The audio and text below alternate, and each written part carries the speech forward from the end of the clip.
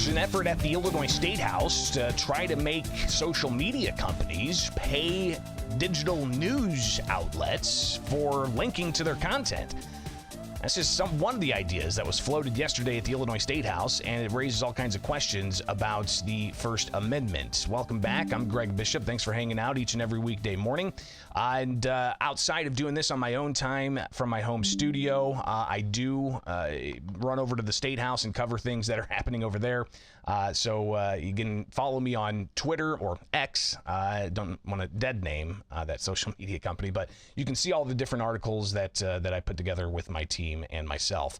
So go to thecentersquare.com. Again, thecentersquare.com, where you can see some of these headlines that we put together from yesterday. One in particular that I do want you to note here is the Illinois measure to require social media companies to pay news outlets being debated. This is an interesting proposal in as far as what it would ultimately do. So if you check the story out, it talks about Senate Bill 3591. Senate Bill 3591. It would structure for online news outlets an ability to negotiate with social media platforms to get compensated when someone shares a news story on their news feed. So they had a Senate committee hearing yesterday about this, and they had a whole host of proponents who were, one was the publisher from the Hillsborough, Illinois newspaper. Another one was from News Media Alliance, which is a whole bunch of large publications. You also had the Chicago Tribune supporting this measure, and a variety of other very large publications supporting this measure.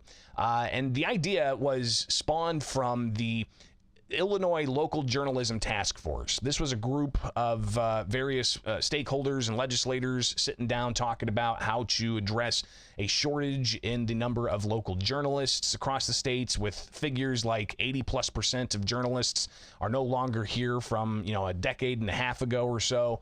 And the number of newspapers across the states are diminishing considerably, they say in this report. So to try to fix that, they're looking at things like, tax breaks for subscribing to your local newspaper, or advertisers getting tax breaks for advertising with local newspapers, or requiring that the state use local newspapers to print all kinds of states' announcements and such. So those are some of the ideas, but in particular, this bill, Senate Bill 3591, would say that states, Illinois would set up a policy of sorts, a way for social media companies to be required to negotiate with news media outlets to ultimately pay the news media outlets. But people called this a link tax. A link tax measure clearly having a lot of opposition as well from free speech advocacy groups to even longtime journalists. One, Jeff Jarvis, he said the current proposal would only benefit large publications and not startups, and that could impact even like minority news publications.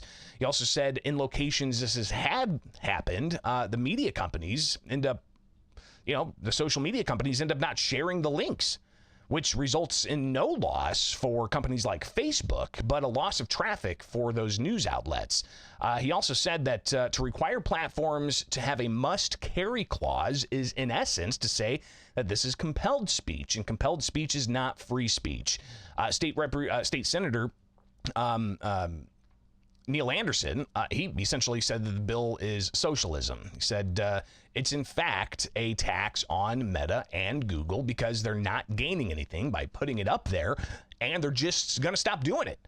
And if you make them continue to do it, which is a whole another legal issue with constitutional questions, he said, that's force by definition, and that is socialism, he said. He said there's no way you can get around that. So it was interesting to see that debated yesterday in the Illinois Senate. The measure did not advance, so we'll see ultimately what happens from there.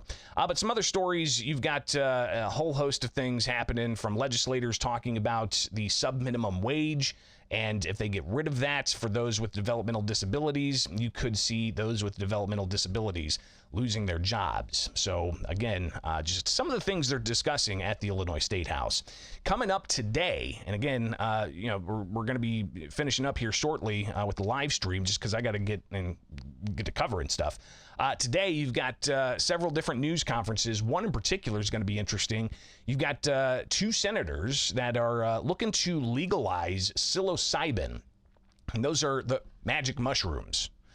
So what they want is to have what's called the Cure Act, and it essentially is a measure that would allow for psilocybin to be used in different types of ethnogens, to be used in psychiatry, for instance.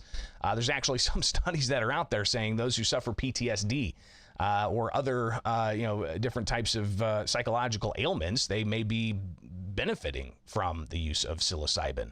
It's not to say they're going to go on some ayahuasca trip, but maybe microdosing can assist in some of those mental health issues. So interesting to see that's going to be proposed this morning. But you have the issue of the undocumented migrants, the non-citizen migrants, those who cross the southern U.S. border, 35,000 plus in Illinois.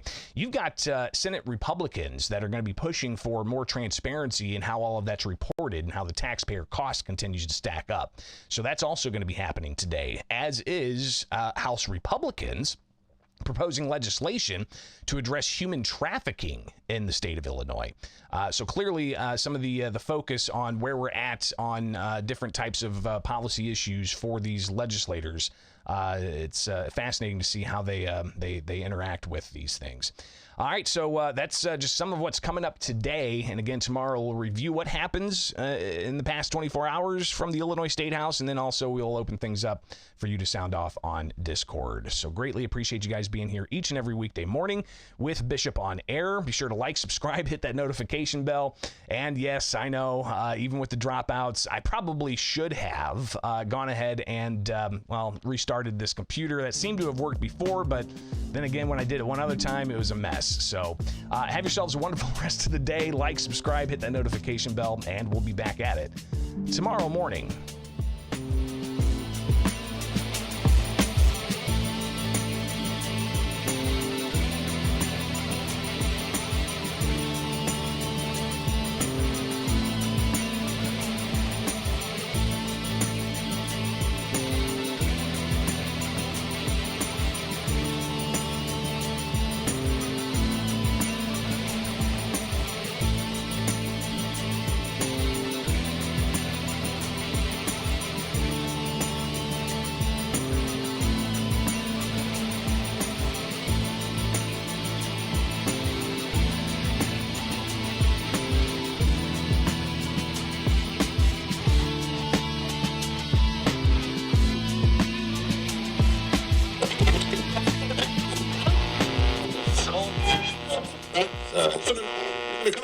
Take